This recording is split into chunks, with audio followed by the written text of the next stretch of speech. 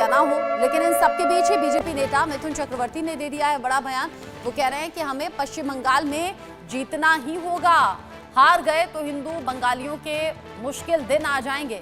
वो कह रहे हैं कि अभी भी 9% हिंदू वोट नहीं देते, टीएमसी जीती तो हिंदू बच नहीं पाएंगे। मिथुन चक्रवर्ती के इस बयान के बाद बवाल भी बढ़ गया है और टीएमसी अब खुलकर इस बयान की निंदा करने के साथ साथ कई आरोप उल्टा मिथुन चक्रवर्ती पर लगा रही है। ऐसे में मिथुन चक्रवर्ती का ये कहना कि आने वाले चुनावों में बीजेपी का जीतना बहुत ज्यादा जरूरी है, अगर नहीं जीती बीजेपी तो फिर हिंदू पश्चिम बंगाल से पूरी तरह से खत्म हो जाएंगे। हिंदुओं को खतरे में आने की बात मिथुन चक्रवर्ती ने कही है, वो भी पश्चिम बंगाल को लेकर। बीजेपी लगातार ये कहती है कि ममता बनर्जी तुष्टीकरण की राजनीति करती हैं और ऐसे में मिथुन चक्रवर्ती का ये बयान खास है।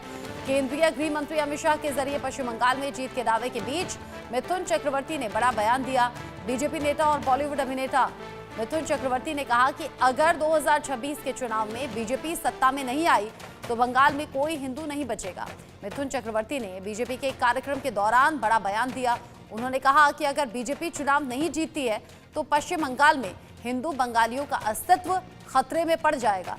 चक्रवर्ती का बयान ऐसे वक्त पर आया है जब कुछ दिन पहले ही केंद्रीय गृह मंत्री अमित शाह ने संसद में कहा था कि दिल्ली में कमल खिल चुका है, अब अगली बंगाल की बारी है। जरा सुनिए क्या कुछ कहा है मिथुन चक्रवर्ती ने, जिसको लेकर बवाल हुआ।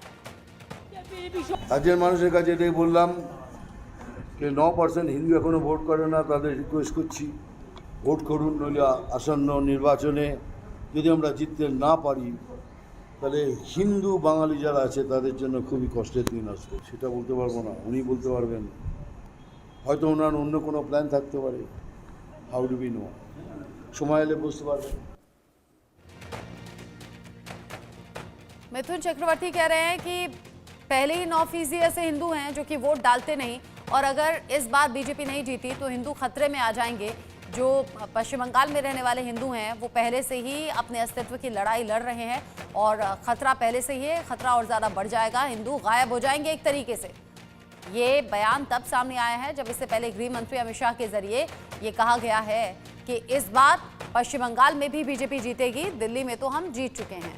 इसको लेकर बात हम करेंगे। डॉक्टर आशीष हांडा मेरे साथ में जुड़ गए हैं, बीजेपी के नेता सुमित मेहरोत्रा मेरे साथ में जुड़ गए हैं, टीएमसी के लीडर हिमांशु भट्ट जी मेरे साथ में वरिष्ठ पत्रकार के तौर पर जुड़े हैं। आप तीनों का ही बहुत स्वागत। डॉक्टर आशीष हांडा, सबसे पहले आप ही से सवाल में करना चाहूंगी, मिथुन चक्रवर्ती का ये कैसा बयान है? हारेंगे जीतेंगे ये तो सब चलता रहता है, हर पार्टी ये कहती है कि हम तो जीतेंगे और पूरे दमखम के साथ में जीतेंगे, लेकिन हिंदू गायब हो जाएंगे, इसका मतलब क्या? रचना जी, आपको चैनल पे आए आपके सभी आदरणीय को पैनलिस्ट को और चैनल के सभी दर्शकों को भारतीय जनता पार्टी की तरफ से मेरे यानी डॉक्टर आशीष का प्यार भरा नमस्कार और चैत्र नवरात्रों की बहुत बहुत शुभकामनाएं। माता रानी उपस्थित सभी और देखने वाले सभी दर्शकों को सुख और समृद्धि दें और ममता बानो को सद्बुद्धि दें। मैंने ये शब्द क्यों कहे, ममता बानो को सद्बुद्धि दें, इसलिए ये शब्द कहे कि आपके सभी पैनलिस्ट और आपके सभी दर्शक ये अच्छी तरह जानते हैं कि मुस्लिम समाज में कुरान के हिसाब से और इस्लामिक स्कॉलर्स के हिसाब से काफिर किसको कहा जाता है? काफिर कहा जाता है हर उस व्यक्ति को जो कि नॉन इस्लामिक होता है, जो कि अल्लाह को वर्शिप नहीं करता।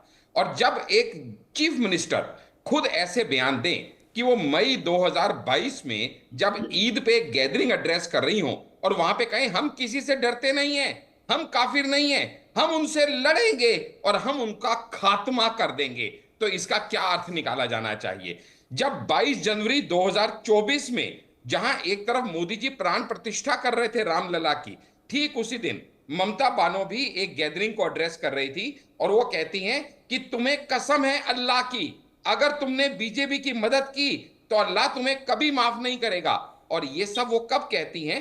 जब वो सर्व धर्म संभव रैली को एड्रेस कर रही होती हैं। डॉक्टर आशीष, अब आप समझिए। डॉक्टर आशीष, अगर मैं आपको आशीष खान कहूं तो शायद आपको अच्छा नहीं लगेगा और ममता बनर्जी, अगर मेरे कर्म ऐसे हो तो, अगर मेरे कर्म ऐसे हो तो, अगर मैं जस्टिफाई ना कर पाऊं तो। बीजेपी के अलग अलग लीडर किस तरीके से जहरीले बयान देते हैं ये मैंने भी सुना है, ये आपने भी सुना होगा। मैं जस्टिफाई करूंगा कटेंगे और न जाने क्या क्या बयान दिए जाते हैं। मैं जस्टिफाई जब इस तरह के बयान सामने आते हैं, जब इस तरह के बयान सामने आते हैं, अगर अगर ममता बनर्जी है, रचना जी मुझे बात मेरी खत्म करने नजर दीजिए में, हाँ आप अपनी बात पूरी कीजिएगा, मुझे बस इस बात पर आपत्ति है कि वो जनता की चुनी हुई एक जनप्रतिनिधि हैं और हाँ, फिर तो तब मैं वो मुख्यमंत्री जस्टिफाई बनी कर रहा हूँ ना है। उसको। ममता बनर्जी चलिए है। आपको आपत्ति है तो मैं ममता दीदी कह देता हाँ, हूँ। ममता बानो मत अरे कहिए, ये उनकी अच्छा नहीं आपत्ति लगता। का क्या है? एक पद की रचना डिग्निटी जी, होती है ना, मैंने बात को छोटे में खत्म कर दिया। एक पद अगर की आपको डिग्निटी आपत्ति होती है। तो मैं रचना दीदी, मैं उनको ममता दीदी कह देता और हूँ। दूसरी बात एक और मुझे बताइएगा, हम अक्सर पश्चिम बंगाल से जो हमारे रिपोर्टर्स होते हैं वो रिपोर्ट्स भेजते हैं, क्योंकि अब नवरात्र की शुरुआत भी हो गई है जिसकी बधाई आपने दी है। दुर्गा पंडाल में भी पहुंचती हैं ममता बनर्जी, तो वहां के लिए भी अच्छी खासी फंडिंग वो देती हैं, फंड्स देती हैं, जगह जगह ये आयोजन हो। जी मैं बताता हूं।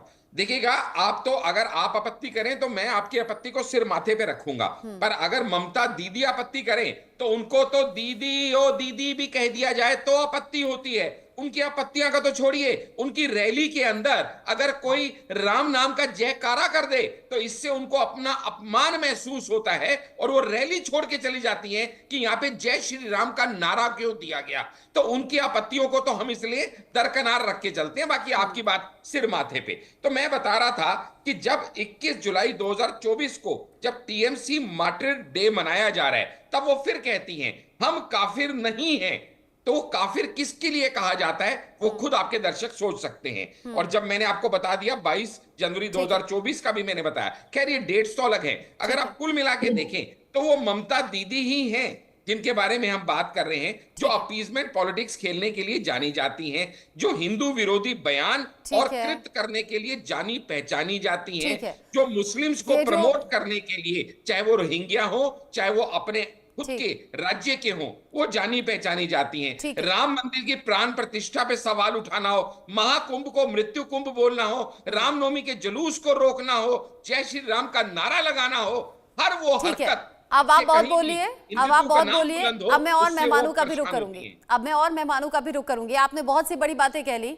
मैं आगे टीएमसी के मेहमान पर जाऊं, सुमित जी का रिएक्शन लूं, लेकिन उससे पहले एक बड़ा अपडेट भी है टीएमसी पर।